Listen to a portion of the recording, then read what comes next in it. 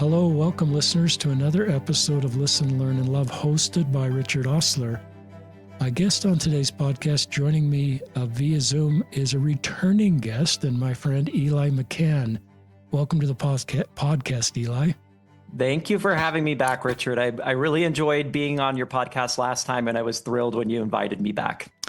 It is good to have you back. Eli was on episode 516. That's like 300 plus episodes ago, recorded in April of 2022. So this is roughly 4 years since that episode. And Eli shared his story as a gay Latter-day Saint, his journey to eventually step away from the church, find his husband Skylar, and build a life together. And that's what Eli's been doing since then. And we're coming out of General Conference, and there's been a couple talks about being peacemakers. And this is sort of what space we're trying to do, is find common ground. I'm a member of the church, active in the church, and Eli obviously isn't. I'm going to LDS church on a regular basis or at all, as he's built his life outside of the church. But Eli's a peacemaker and trying to do everything he can to bring us together as the same human family. Eli, as I mentioned, is married to Skylar. They were married in 2019. They now have a child, an 18-month-old child, and 2 dogs. He's a practicing lawyer in the tech industry, I believe. He teaches at the University of Utah, my alma mater, law school. He's on a couple of boards that I know of, Roadhouse Homeless Shelter and also Equality Utah. So Eli's got a lot going on professionally and what he's doing in the community to make it a better place. But he wrote a book called We're Thankful for the Moisture. And I have enjoyed reading it. In fact, for the first time in my life, I decided to get a Kindle so I could read Eli's book on a Kindle. And that, I can't believe it's taken me till 65 to start to use that, because I can travel with it, Eli. It's not a bunch of books. I did lose my first Kindle in the back pocket of an airplane this week, so I had to buy a new one. Yeah. So I kind of go through a checklist when I get off a plane: headphones, wallet, phone. Now I got to add Kindle to that, and hopefully that was a one-off. But this is a terrific book. So I invited. It's published by Signature Books, our friends at Signature Books that do great work, and maybe you can just introduce the book, Eli, the backstory, the link to the Tribune, and just kind of take it from there, or anywhere you want to start. Yeah, I'd be happy to. So around the end of 2022, Peggy Fletcher Stack, who is a religion reporter for the Tribune and was sort of a fixture from my childhood. I mean, she was a household name in my house growing up. She was sort of the premier religion reporter in Utah. Peggy reached out to me. I'd never met her before, and asked if she could interview me for a story that she was working on that was related to my professional expertise. And so I ended up meeting up with her, and at the end of the interview, she said, by the way, Robert Kirby, who had been a humor columnist for the Tribune for decades, had retired. And she said, Robert Kirby is retired, and we really need a new humor columnist for the Tribune.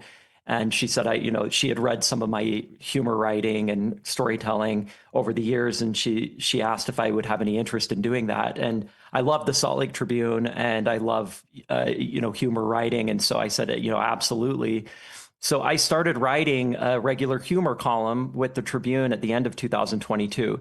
And I typically write 1 or 2 columns a month, and the columns are just stories from my life, present day, past, childhood. And the columns largely explore Mormon culture and how it has impacted who I am today, and how it continues to impact me.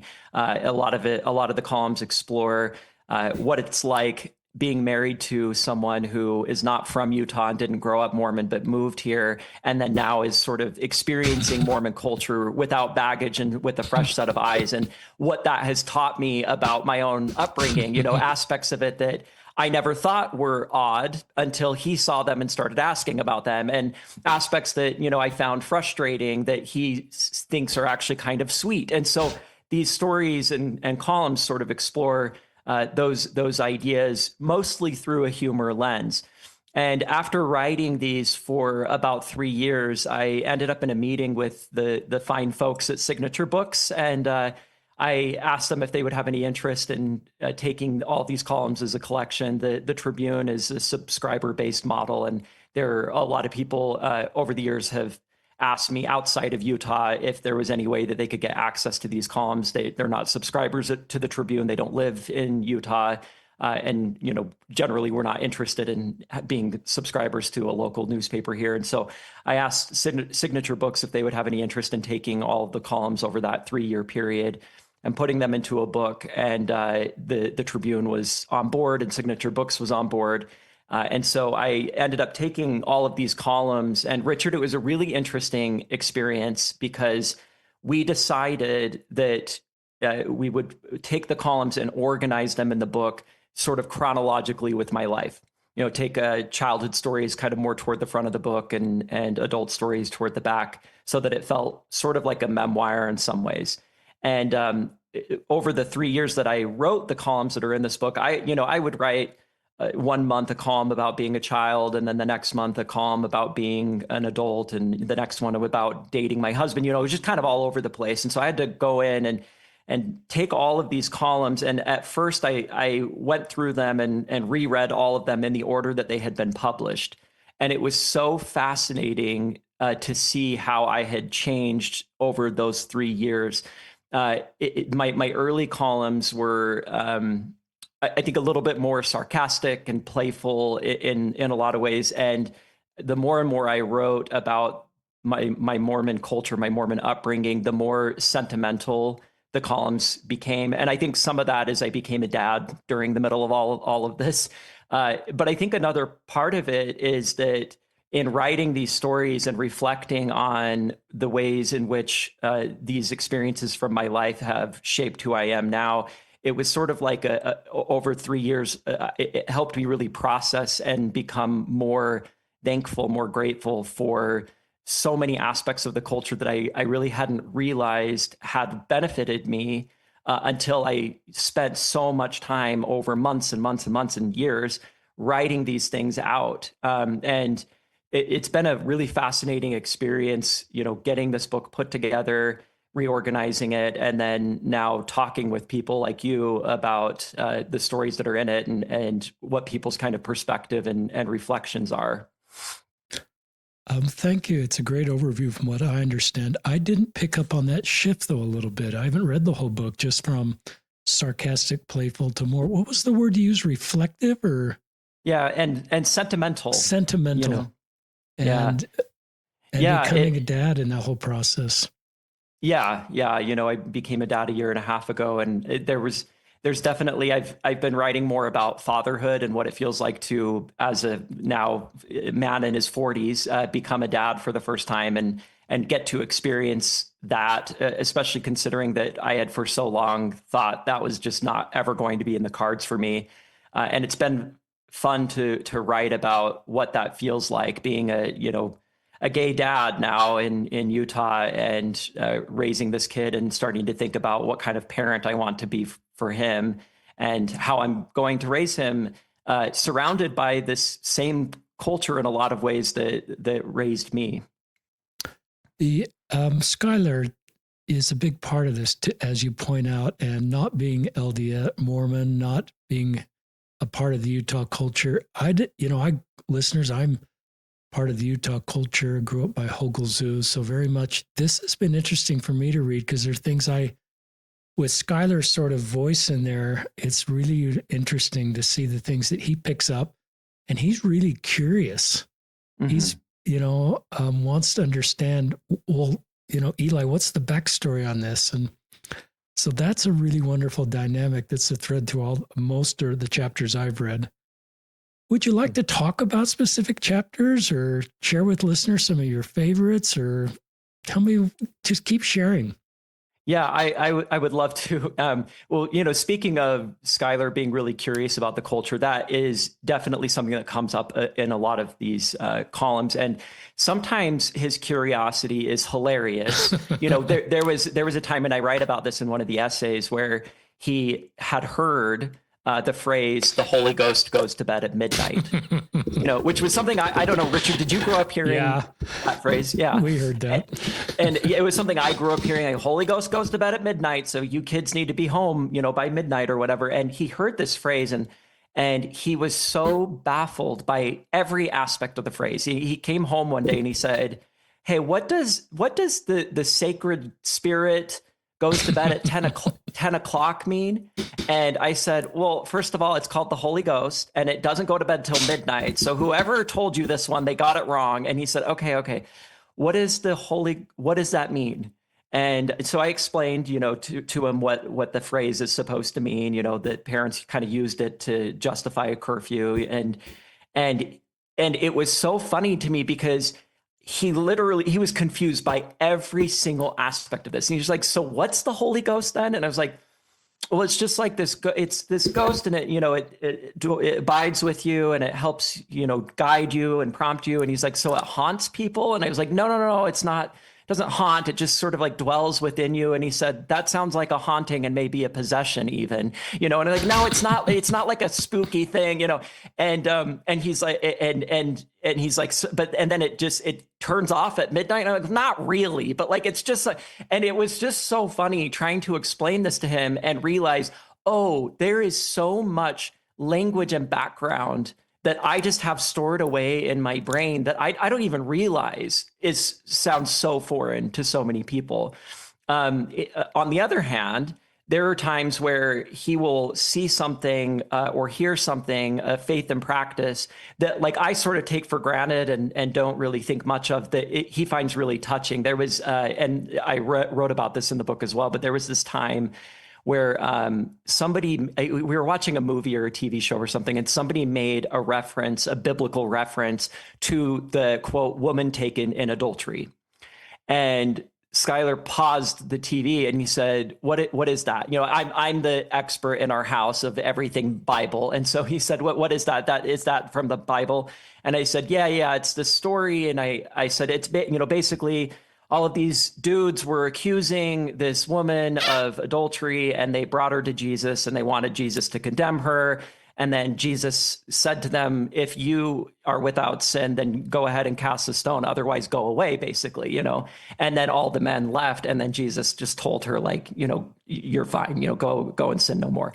And I tell Skylar this story, and I'm telling it just very matter of factly, like it's just this thing I've always heard. And I finished this story, and Skylar has tears in his eyes, and he says, "Jesus seems like he was a really sweet guy." And I'm like trying to hold back laughter because he's so touched by this. And he said, "It's really too bad what happened to him."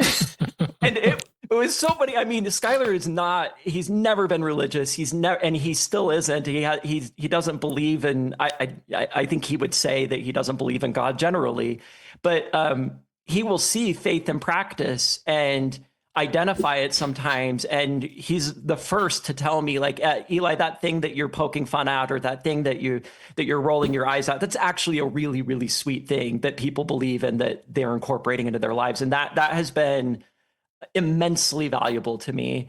I also write a lot of childhood stories in the book about what it was like growing up in mostly the 90s as a little closeted gay boy in Utah. One of my favorite funny columns that I've written that's in the book is about when I was 10 years old. My childhood best friend Sam and I begged our mothers to make us nun costumes. The singing nuns. Singing nuns. One of my favorite ones. Thank you. Yeah, and we wanted to be nuns for Halloween, and it was because we were absolutely obsessed with the nuns from The Sound of Music and Sister Act, and we had this whole plan that we wanted to dress up as nuns and go door to door and sing "How Do You Solve a Problem Like Maria" in these operatic voices. And we were going to practice, and it was going to be a whole show, And Sam is still to this day my best friend, and he is also gay. And I write in the column just about, what a funny experience it is to reflect back on that. Here we were, these two 10-year-old boys in South Jordan, Utah, in this very Mormon neighborhood, begging our mothers to turn us into holy drag queens for Halloween. And they obliged. They made these beautiful nun costumes, and we went door to door and we sang, and we were such a hit in the neighborhood. I mean, neighbors were calling other neighbors down the street and like, Eli and Sam are coming, you get everyone to the door. It's so fun, whatever. And it was such a hit that we did it again the next year. There was like, our neighbors wanted an encore, of this performance. And the column ends with me reflecting, now as an adult back on this and realizing, that was a really neat thing that, we were able to do this and nobody pushed back on us. In this very Mormon neighborhood, nobody was like, why are you dressing up as girls? Or why are you dressing up as nuns?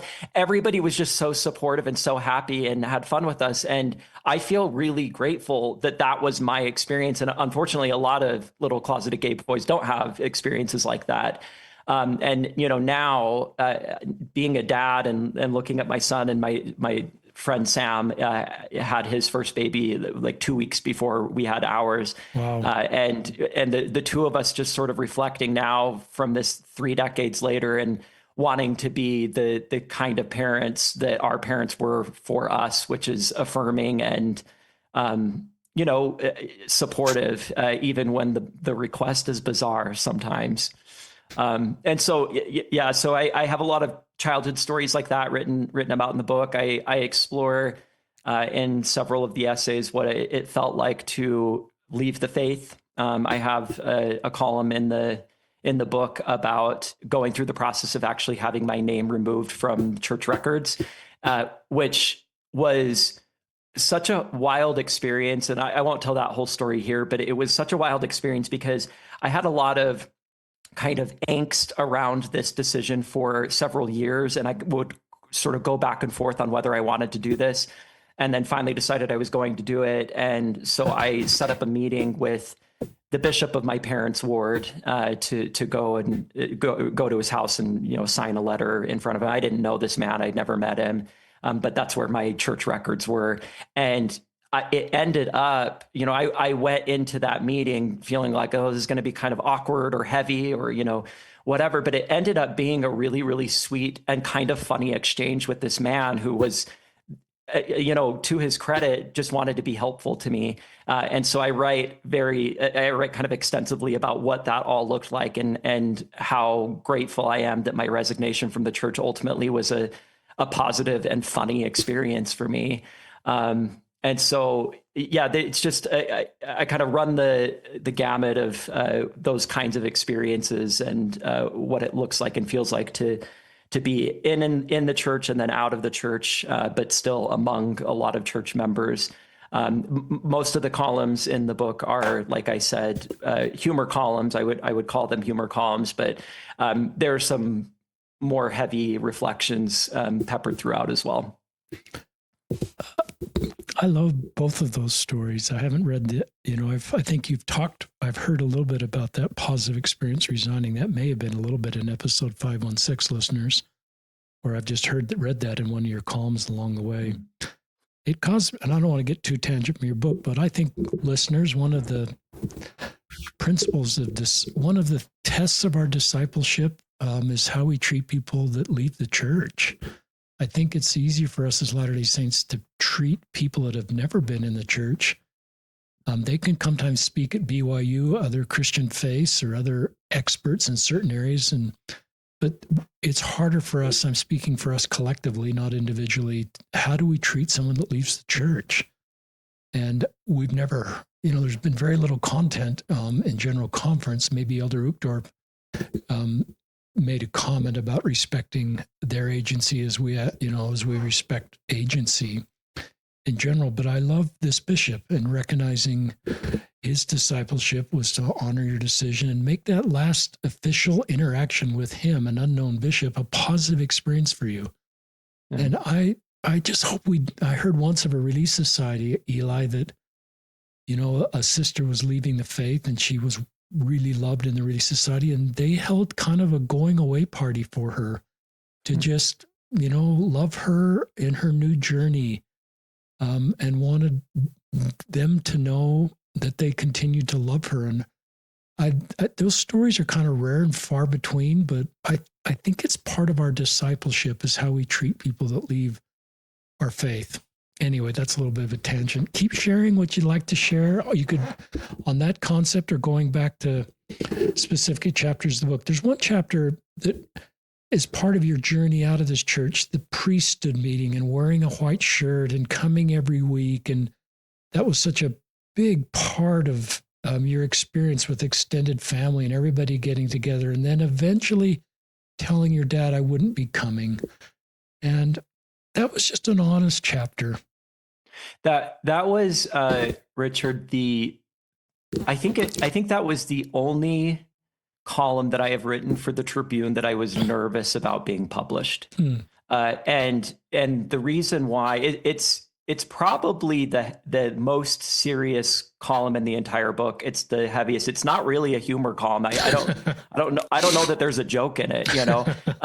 And I sent it in to my editor, Dave Noyce at the Tribune, and I said, I had sat down to write a funny piece about the practice that I grew up, you know, participating in, of going to the priesthood session with my dad and uncles and cousins and whatever. And then everyone swarms the local ice cream place after. And you would see all of these overwhelmed employees at this place just sort of like, it's priesthood session again, you know, and all these white shirts and ties just filling out the place. And to me, like, looking back on that, it's such a funny image. I have so many funny images of that. And just what a funny practice that just sort of everybody has collectively decided to do, right? And so I sat down to write this humor column about that, and it was for the Tribune's general conference coverage. It was just supposed to be kind of a part of that, as a funny reflection on that. And as I started writing about that tradition, it's something that I didn't expect came out of me. And it was this very, very, I guess, serious, sort of sober look at what the priesthood session is, what it was, you know, what it looked like, and what it felt like to go to it with my dad and my uncles and cousins, and how, you know, we all were dressed alike, and my dad's passing Tic Tacs, you know, down the row into my little tiny palm, because that was the candy he brought. And, you know, and then all of us going to ice cream. And then, like, as you mentioned, ultimately I got to this point where I decided, I'm not going to that anymore. You know, I did through adulthood for a bit. I would go meet up with my dad and relatives. And I finally had to tell my dad, I'm not going to keep coming to this. I'm leaving the church. And my dad was, you know, supportive and whatever. But the column ends with it was Skylar and I driving to a party or something on a Saturday night several years ago.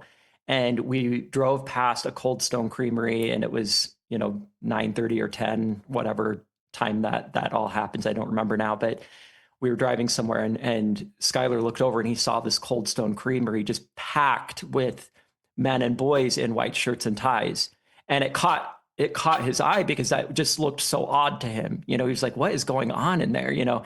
And so he said, what is happening there? And I looked over, and I didn't even realize that it was General Conference weekend. You know, I think I had been gone just long enough by that point that I didn't even know that it was General Conference weekend. And I looked over and I saw it, and I immediately knew the context of exactly what was happening there.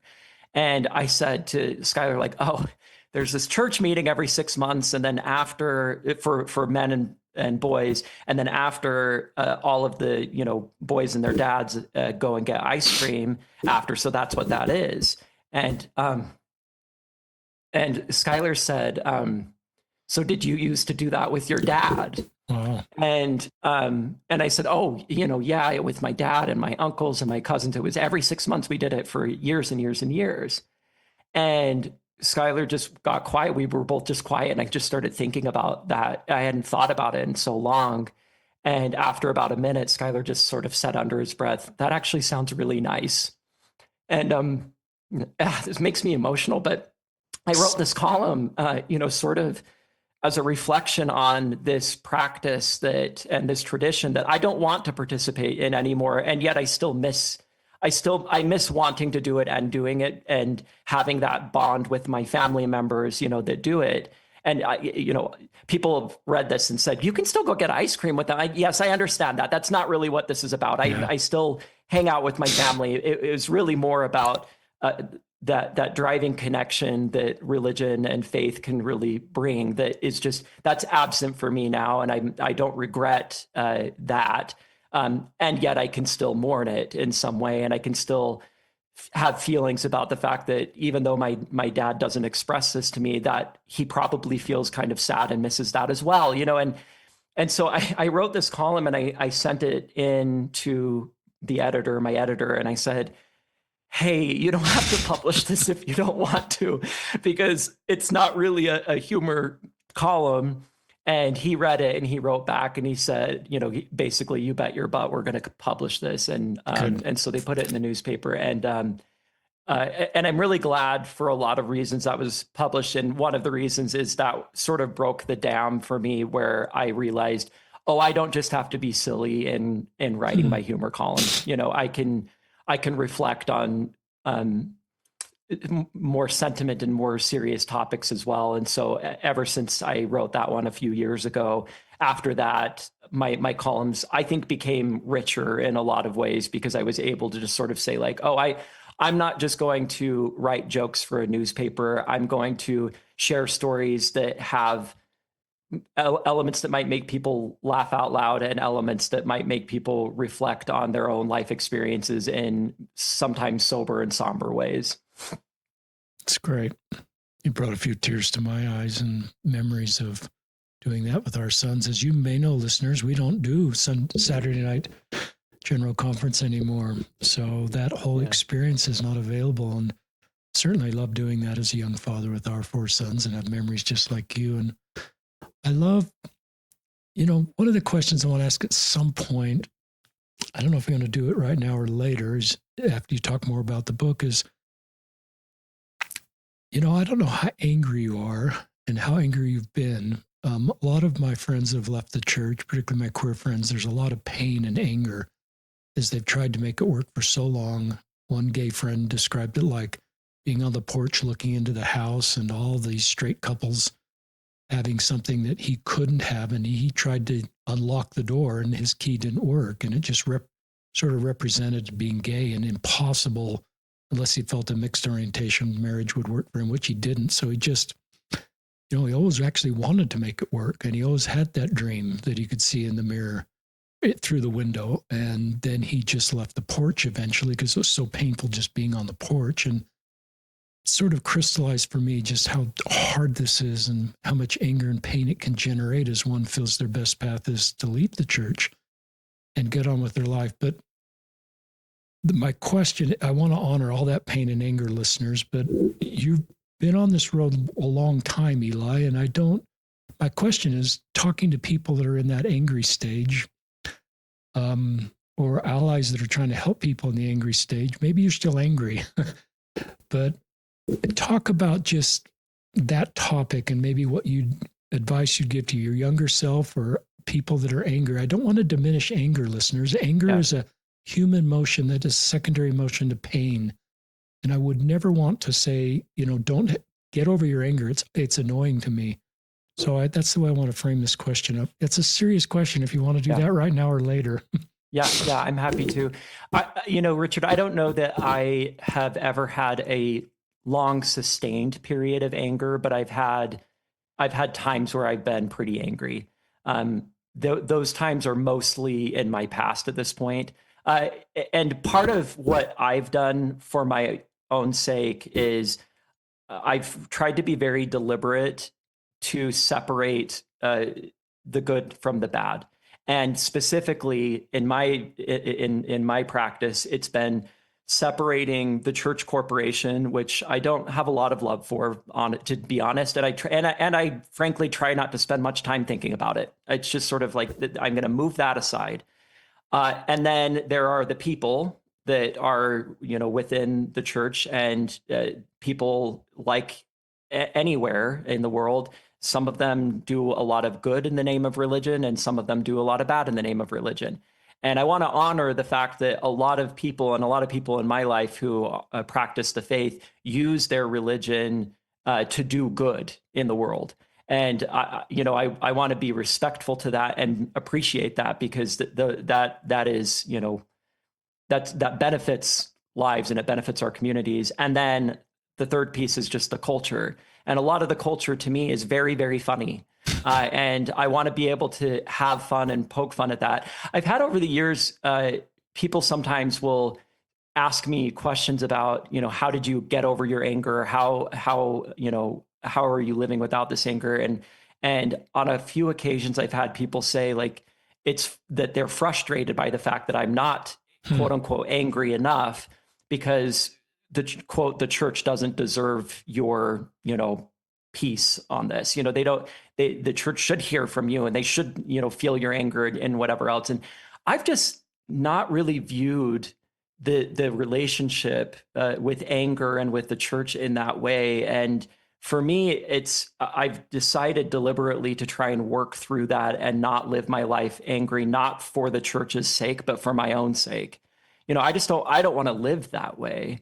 And so going through that process of saying, okay, there were aspects of my religious upbringing that were really, really harmful to me. There were also aspects, I can find them, aspects of my religious upbringing that are benefiting me to this very day. I feel like serving a mission, for example, helped me become a really hard and disciplined worker. And that benefits me now in my 40s. It benefits me quite a lot. I feel like growing up in a tight-knit LDS community and ward really taught me about the benefits of feeling like I'm part of a community and I have responsibility toward that community. And now today, it is a value in my life and a priority in my life to make sure I know my neighbors on my street and that we're in each other's lives and we're helping one another. And I don't have the structure of religion that sort of organizes that for me anymore. And so I have to make more of a deliberate effort to make that happen. But that my life is really enriched because I grew up being taught these kinds of principles. And so I can find aspects of my own religious upbringing that really, really benefit me now. And I can certainly find aspects that looking back on, make me really frustrated or angry if I dwell on them too much. And I have just decided I don't want to throw out the baby with the bathwater. I want to honor the aspects of that religious upbringing that still benefit me to this day. And that is where I am choosing to focus my energy and my thought, rather than the aspects that make me angry. When the corporation does something that really makes me angry, I am willing to speak about that. I'm willing to write about that. I'm really willing to talk about that. But I don't want to live my life festering over these things on a day-to-day basis. And some of that answer may feel like I'm just telling people, well, just don't be angry. And that's not at all what I'm saying. What I'm saying is that for myself, I have taken the time to really process and separate these aspects from one another. And when I feel myself getting angry over something, it has been, it has taken a lot of practice, but it has been my practice to say, okay, I'm not going to fester on that. I'm just going to be grateful for what I got out of this and then move on with my life. One of the things that has been really useful to me is that I have a husband who doesn't have that baggage and that he's never been angry about any of it. And so instead, if I ever start complaining or getting frustrated about something, he's really good at sort of talking me down from that and saying like, okay, well, do you really want to spend your time being upset about this? And, he kind of will gut check me in that way. I'll mention this because I thought this was so funny. The comedian John Mulaney was in Salt Lake City a few weeks ago, and he's our favorite comedian. So we went and saw him perform at the Eccles Theater. And he started his show by doing a bunch of jokes that were really relevant to this Utah audience and this Mormon and ex-Mormon audience. And he said, I've had Mormon friends over the years, and I've had ex-Mormon friends. And I've heard my ex-Mormon friends sometimes complain that when somebody gets married in the temple, that they're not invited to the temple ceremony, to the temple wedding. And they're really upset about it, and they're really hurt about it. And I just want to say to them very gently, you do realize that you're complaining that you've been excluded from the religious ceremony part of the wedding, and you've only been invited to the party, right? And John Mulaney grew up Catholic, and he says, I can't tell you how much I wish my Catholic friends would say to me, hey, John, since you don't go to mass anymore, you don't get to come to the religious ceremony when we get married, but you are invited to the party afterward. He said, I wish that they would do that, and it was very, very funny. It was a funny observation from an outsider. But afterwards, Skylar said to me, this is how I feel about so much complaining that I hear ex-Mormons do sometimes, is he's just sort of like, he can't get into that headspace where, when somebody says like, I didn't get to go to my sister's wedding in the temple. And Skylar's response to that is usually like, what, is it fun? And, we're like, well, no, it's not fun. Is it interesting? Not really, not for me. Okay. Is it, do you believe in it? No, I don't really believe in it. And he's just sort of like, so why are you upset that you didn't get to go?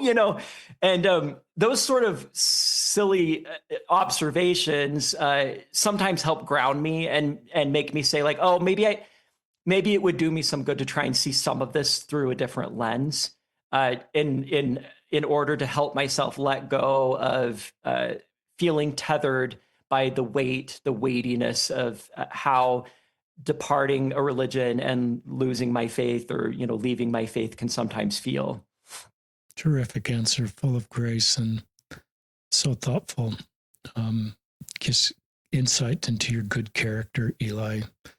I think of stages of faith, listeners, when Eli talks, and one that I just pulled up on my phone real quickly, it has 4 on it. Simplicity, valuing being right; complexity, focus on learning; perplexity, anchoring on I can't say these words, authenticacy; and then harmony, which is, I think, what you're in, centered on humility and love. I mean, that answer had a lot of love and grace and humility and just wanting to. Harmony is a word I really love, listeners, because it doesn't mean sameness. It doesn't mean it means the things that Eli was talking about, and just seeing us all as the same human family, doing the best we can and trying to create bridges of understanding and less of the divisiveness that is so prevalent in society. I have a new question for you, unless you want to go back to anything else you want to talk about. One of the topics that comes up a lot, either when people want to visit me one-on-one, or is how to find my husband or my wife if I'm actually going into a same-sex marriage. And if you're straight, there's kind of this whole structure for you. And if you're gay or lesbian and you feel like your path is a same-sex marriage, it's a lot more complicated. And I'm kind of neutral. I mean, I'm in the church, but I really think queer people need to decide their own path forward and write their own story. And I'll just walk with you. You want to be celibate, I'll walk with you. If you want to be in a mixed orientation marriage, I'll walk with you. If you want to be in a same-sex marriage, I'll walk with you. And any judging, I'm going to leave to the feet of Jesus and just say, this is your agency, your choice, and I'm going to support you and encourage you to write your own story. But then if people do feel they want to be in a same-sex marriage and that's their best path, the question I'm leading up to is dating advice for younger people that feel their best path is a same-sex marriage, and they just don't know how to find their Skylar. So are you okay addressing that question? Yeah, I don't know that I'll have much helpful feedback. For me, I dated for, a few years before I found Skylar. And I don't know that I even realized this on a very conscious level at the time, but looking back, I can see that I was really I was not looking for somebody who could understand my background. I was not looking for somebody who had a similar background to me. I was only looking for somebody who had values that were compatible with mine. And I tended to find, by the way, that when I dated guys who also grew up Mormon, I didn't enjoy that as much as when I dated guys who had no background in it. That was just a personal thing for me. I know a lot of people that say I want to be with somebody who has this shared background so they can really understand it and they can understand me. In my experience, I think I had gotten to a point where I was so fatigued with talking and thinking about the heavy aspects of my background that I didn't want to be with somebody who also was dealing with that and wanting to talk about it, whatever else. And so I tended to gravitate more toward people who just didn't have that background. And so when I met Skylar, and he had no baggage around religion, and he was only curious about it, that was it. It was sort of like a breath of fresh air. And I met him, and I realized very quickly that despite the fact that he didn't grow up religious, he had just sort of inherently a lot of the same values that I wanted to hold on to from my religious upbringing. Skylar is a very community-oriented person. He's a very honest, he values integrity, very, very much values integrity. He wants to raise community-minded children and raise children who will give back to their communities. And it was just sort of these things that I started to realize, oh, he has learned a lot of these lessons that I learned through the lens of religion, and my parents sort of teaching me through these values and these things through their religious language. He learned them not through religious language, but he learned them nonetheless, and those were values that he had in his life. And so I don't know if maybe this advice, if there are people who grew up Mormon and are wanting to date and they're trying to figure out how to find somebody, I would just say you can cast your net much wider than those in the faith. You can find people who will understand you and will have values that you still care about, whether or not they grew up like you. That has been absolutely my experience. I also, though, I just have to say, I feel really, really lucky, that I met Skylar, and it does feel lucky. We met on a dating app in 2015, and we're not even living in the same state. And the only reason why we met is he happened to be on a really short layover in the Salt Lake City airport. And so our phones sort of synced up and connected on this dating app. And he had never had any plans to ever come back through Salt Lake City ever again. He'd never been here other than that layover. But because he was on that 1 hour layover, we connected with each other, and then ultimately were able to travel to meet each other and start visiting each other. And so you just never know what life is going to bring you. I'm glad you found Skylar, and I'm glad you're raising a kid, and that kid has two wonderful parents, and just everything a healthy family environment needs. And that's kind of another subject, but I love your answer on values, listeners. And I think that's a really thoughtful approach. I had a checklist approach when I was dating my wife, and a little side tangent on the checklist was I was never going to date someone that had been divorced and or sexually active. And then I dated a divorced woman, and she blew me out of the water with how good she was. And in a really big rebuke of the Spirit, God said, "How dare you judge somebody on that checklist of being divorced?" And it got me to a state, I realized what it did for me is help me focus on values, the very thing you're talking about, as I was looking for my, life partner and getting out of this checklist, one of your checklists, so I wanted, one of the things, that some would say is I want to date someone from my same culture, my same faith tradition for that but I love the way you found Skylar, and he has no connection, but you have these values. Other things you'd like to share from the book, other chapters? A question in my back of my mind is, when you and Skylar decided to get married, did you know you'd have kids? Was that something you agreed upon, or is that something that came later? So those are two questions. You go either route you want on those. Before we got married, I mentioned this a little bit earlier, but I had sort of gotten to this point where I had resigned myself to the fact that parenthood was probably not something I was going to experience.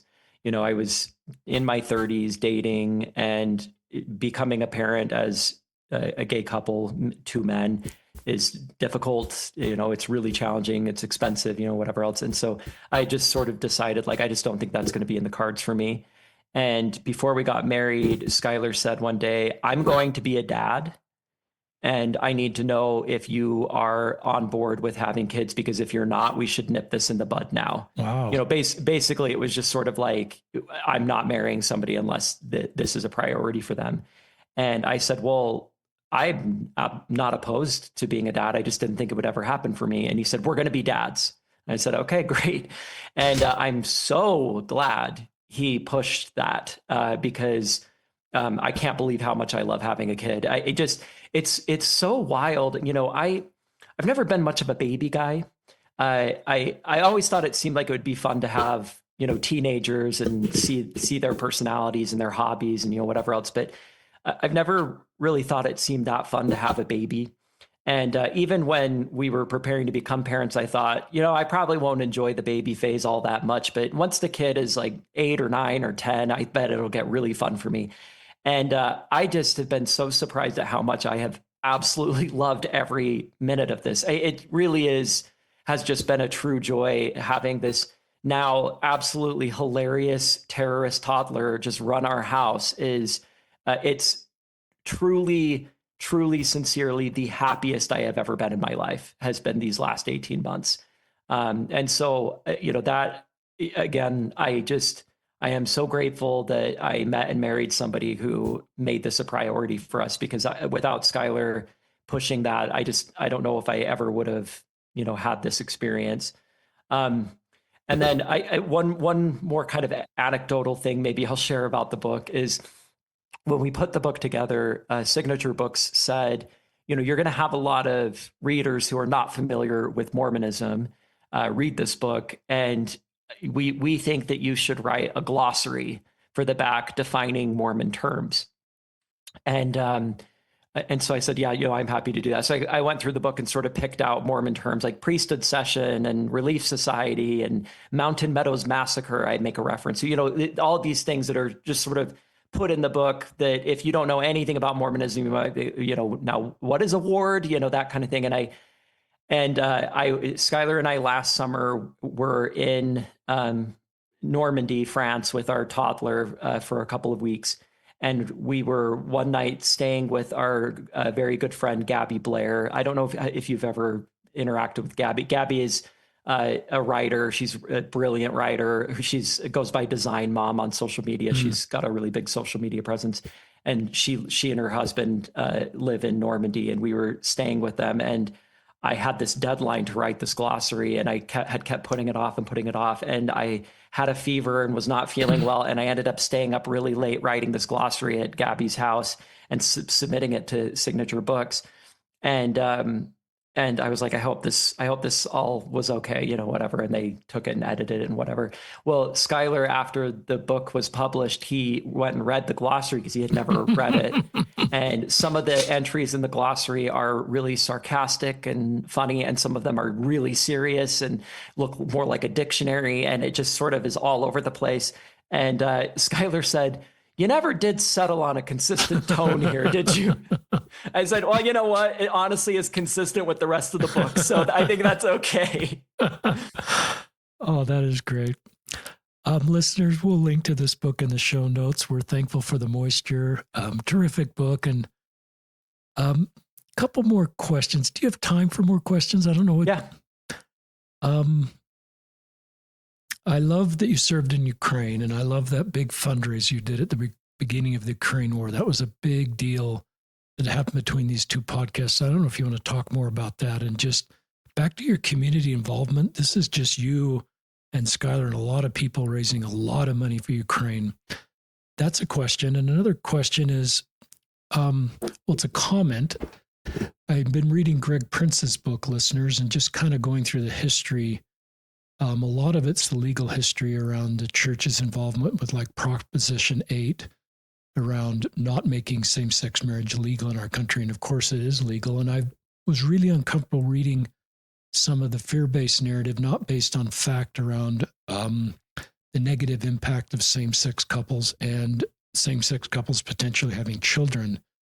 And none of that is, supported by any research. And we've somewhat moved on with that, but that was really painful for me to read. And in the context of you and Skylar and now being parents, and my feeling is you are terrific parents. And a lot of that narrative was just fear-based narrative that wasn't helpful.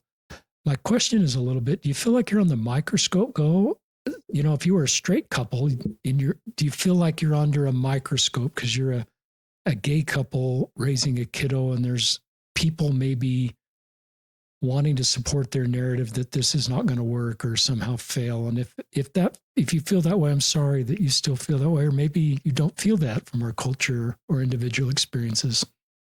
I definitely feel that online, on the internet. And it has caused me in some ways to feel like I need to be really careful about how I write about parenthood, because I can't, quote unquote, get away with writing about parenthood in the same way a straight couple might be able to do so, where they can sort of write about their failings or, mishaps or whatever as a parent, where if I'm doing that, I don't want to feed any kind of narrative that's going to hurt other gay families, and so in some ways I do feel that. The people in my life, though, I feel like have just been really supportive of us, and have cheerleaded us. And so, that really is more of kind of a public persona problem. And I do think that things are getting better. There's a tendency right now to feel like, we're taking steps backwards and we're losing progress, which in some ways is true. But I like to try and have a long-term perspective on LGBT progress. And although, we're seeing some retrenchment in some areas on these issues, this is a much, much better world for someone like me than 1995 was when I was 11. Kids, little gay Mormon boys growing up in 2026 have so much more understanding and support than little gay boys did in 1996. And I think it's really, really important for us to maintain that perspective, and to remind ourselves that even if there's still a lot of room for progress and improvement, we need to honor and cherish and be grateful for the progress that we've made up to this point. To your Ukraine question, it's been really, really tough seeing what has happened in Ukraine in the last 4 years. I have a lot of friends there. I've lost some friends in the war, as a matter of fact, in the last 4 years, and it's been really, really hard. When the invasion of Kyiv happened in early 2022, I was really distraught, really devastated, really worried, and over the next day or two after that, invasion began, I just kept feeling like I need to do something. And Skylar said, okay, well, let's do something. And so we decided that we would try and we said, well, one thing we can do is we can raise money and send it to some of the humanitarian organizations we're familiar with who are doing work over there. That's something that we can do. And so we, with the help of a lot of people in our community who really showed up, I utilized my social media platforms to say, we're going to throw some fundraisers. If anybody wants to help, let us know what you can do. And we ended up in 4 days planning and executing two pretty large fundraisers at zero cost. Everything for these fundraisers was donated. People donated food and drinks, and bands donated their time to come and perform. We had speakers donate their time. Venues donated their spaces for it. All of our local media, like I think every single one of our local media news channels called me and said, hey, just come on, we'll help you get the word out about this. And so I interviewed with that. And it was, we ended up that week in 4 or 5 days raising about $200,000. And sending it to 2 different humanitarian organizations. One of those organizations ended up they were able to use that money to purchase a bus to help, to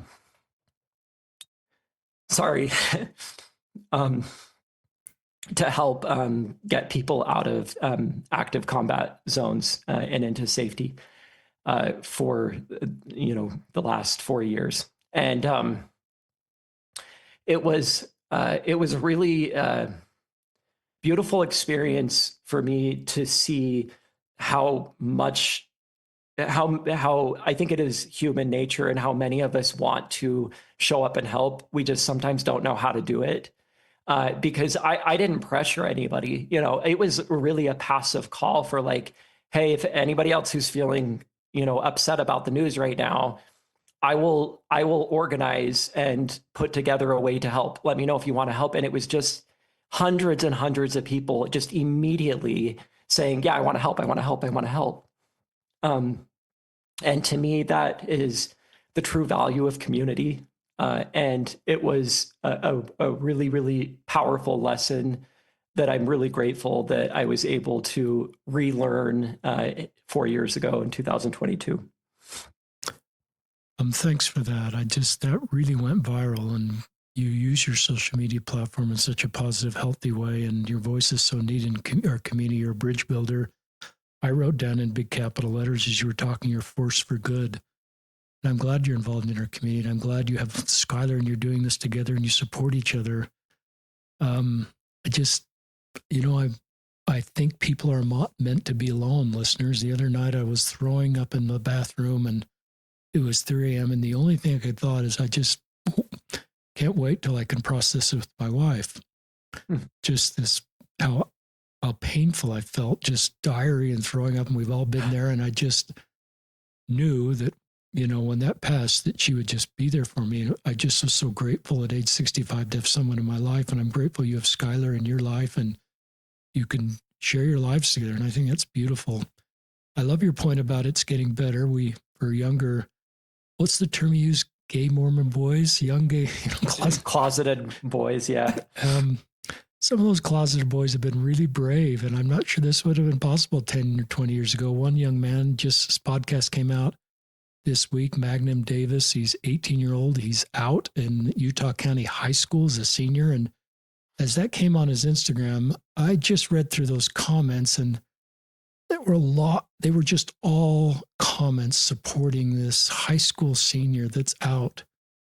Men and women, parents and students. And he's the brave one to be out. And I don't want anybody to feel guilty for not being out at 18, but I do think it's getting better. And he'll figure out his future, but I think he feels the love of his community, which is really helpful. Well, that's kind of it. Any final comments you'd like to share, Eli? I don't think so. I thank you so much for having me on. It's just such a pleasure to talk with you. And thank you for helping share this book that I'm really happy to share with the world.